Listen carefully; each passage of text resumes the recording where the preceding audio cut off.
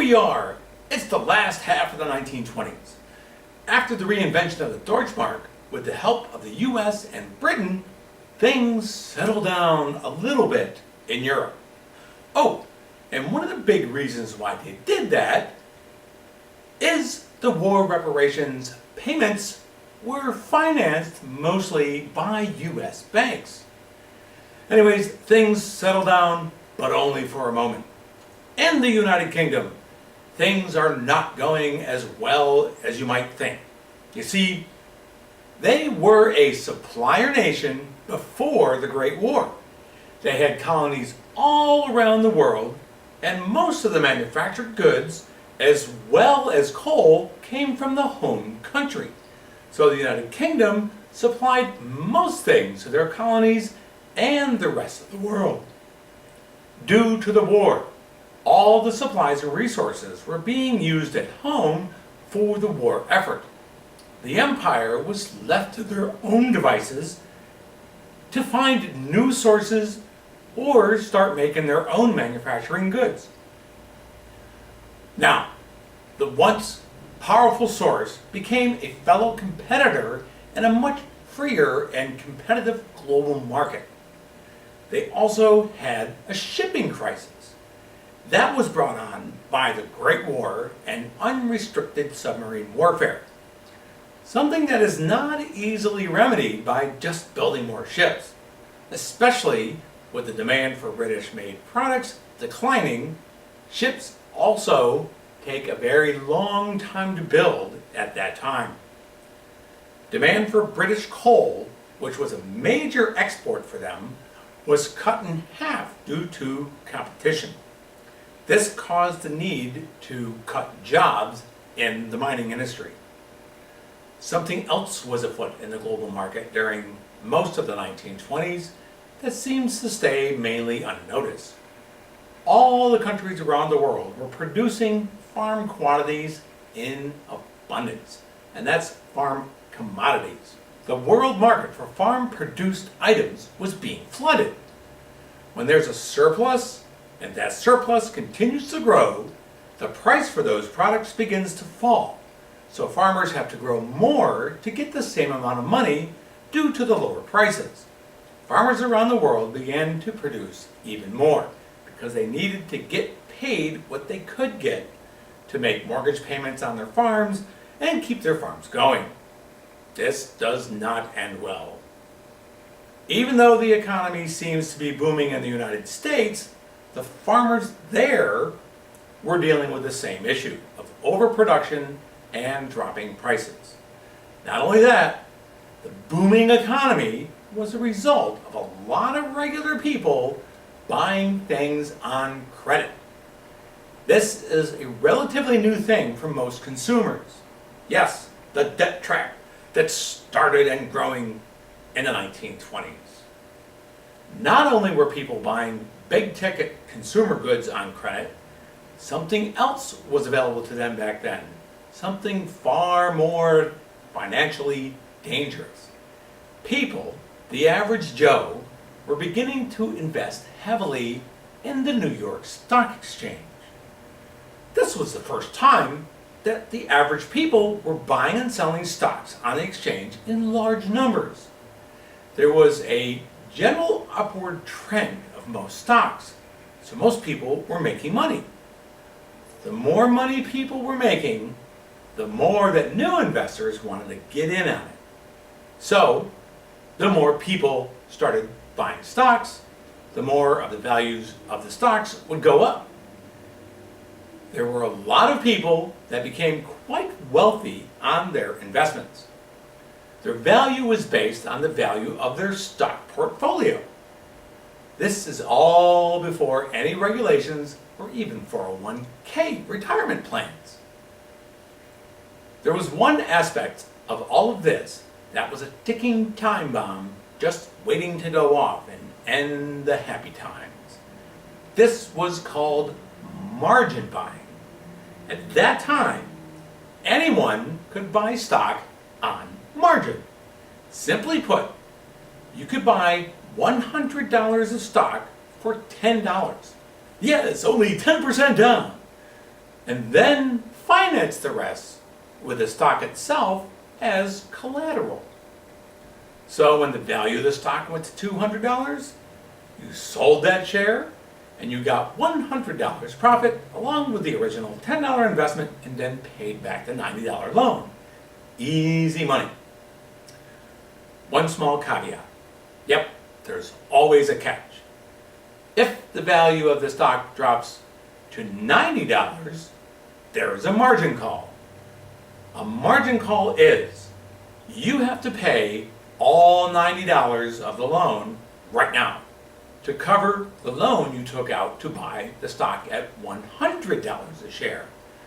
So imagine if you had bought, say, 100 shares, you would have to come up with $9,000 right now in cash. Since all your money is tied up in the stock, you would have to sell at the lower price and lose all your money. But what if you wait just a few minutes? The stock will go back up. And then it drops to $80. So now the price of the stock won't even cover what you owe.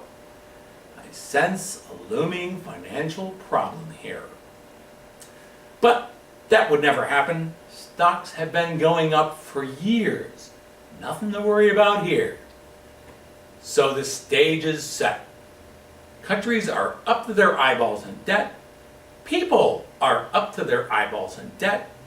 Most of the New York Stock Exchange value has been financed with margin debt. The commodities market are in the tank, and they've been declining throughout the decade of the 1920s all over the world. Most countries have turned inward to try to rebuild after World War I. And one country that was dependent on international trade had far fewer customers to trade with. Unemployment was on the rise in the United Kingdom. Germany's fragile economy was barely hanging on, and U.S. farmers were going under, while the debt-loaded economy was supposedly booming. Oh, in Russia, or now known as the USSR, millions of people are dying due to Joseph Stalin and the beautiful utopia that is collective communism. That's a story from my next video. In Japan, there's an extreme rise of nationalism, somewhat brought about due to European powers breaking ties with Japan and the U.S. completely cutting immigration ties with Japan. This new industrial power needed to find sources of raw materials that were not available in the home islands. Where to look? Maybe China? Then it all starts to unravel like ticker tape fallen from a 10-story window. There were signs of weakness and over-speculation, so the Federal Reserve of the United States issued a warning on March 25th of 1929. There was a drop in the stock market, but it was quickly propped up by National City Bank. The Dow Jones tops out at 381.17 points on September 3rd of 1929. Today, it's right around 25,000. Then, on September 20th, 1929, the London stock market crashes. Somewhat due to a corruption scandal, the Dow Jones starts to wildly fluctuate up and down, and then back up again. Will it stabilize? Then the whole thing comes crashing down. On October 24th, 1929, the market lost 11% of its value at the opening bell. The big banks later that day came in with a big infusion of cash. They started buying stock for more than the asking price that afternoon and got prices of the stocks going back up. The market ended the day only 6 points down. This day became known as Black Thursday for the stock exchange. Then on Friday, October 25th, 1929, there was a moderate rally due to the actions of the banks. Those margin calls I mentioned earlier were being called in over the weekend. So most investors decided to get out while the getting out was good. The only thing was, it wasn't good. Monday, October 28th, the orders to sell went out in droves. The Dow Jones loses another 13% of its value. This is Black Monday. People actually gathered outside the New York Stock Exchange and stared at the building, waiting to hear news about their stock. They couldn't sit at home and watch the news because TV didn't exist outside the lab. Then Tuesday, October 29th, you guessed it, Black Tuesday. Panic selling was the order of the day, another 12% drop in value. So the market bottoms out on November 13th of 1929. There was a total loss of value that topped $30 billion. It just vanished. In today's money, it's the equivalent of more than $430 billion gone. The end result of all this was pretty severe. A lot of people had most of their money in the market. Now that stocks were worth far less or worth nothing, some stocks actually had no buyers at all. Not only that, companies and banks were heavily invested in the market. Just like after the crash of the London Stock Exchange, people and businesses were dependent on the value of their market, no longer had a fluid income. People started to panic and decided it was time to get what money they had in the banks and withdraw all of it. A lot of people started doing this. Then a lot of people started doing this. The banks didn't and still don't keep all the cash in some big vault. They take the cash that is deposited and invest it, say, in the stock market, or in someone's mortgage, or in someone's farm mortgage. When most or all of the depositors of a bank demand their money all at once, it's called a run on the bank. When the bank cannot give everyone the money that they have deposited, then the bank fails, goes under, out of business. The bank loses and the depositors lose whatever they had in there. It's all gone for good. At this time, there wasn't anything known as there is today of the FDIC insurance to guarantee people's deposits. All the money that was on the ledgers of the banks that fails simply vanishes from the economy.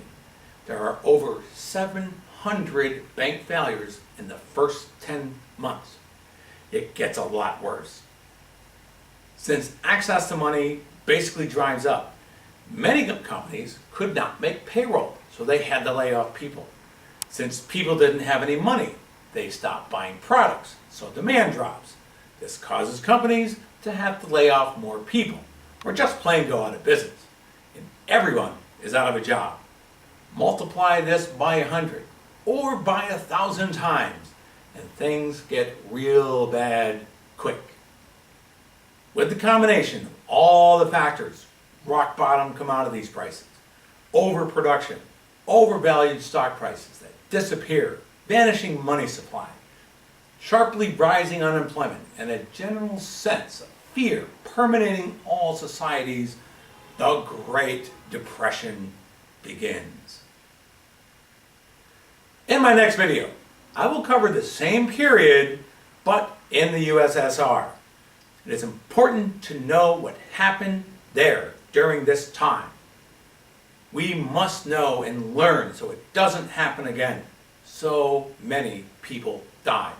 The Bolsheviks or the communists of the Soviet Union would never have come to power without the events of World War I. So it is very relevant.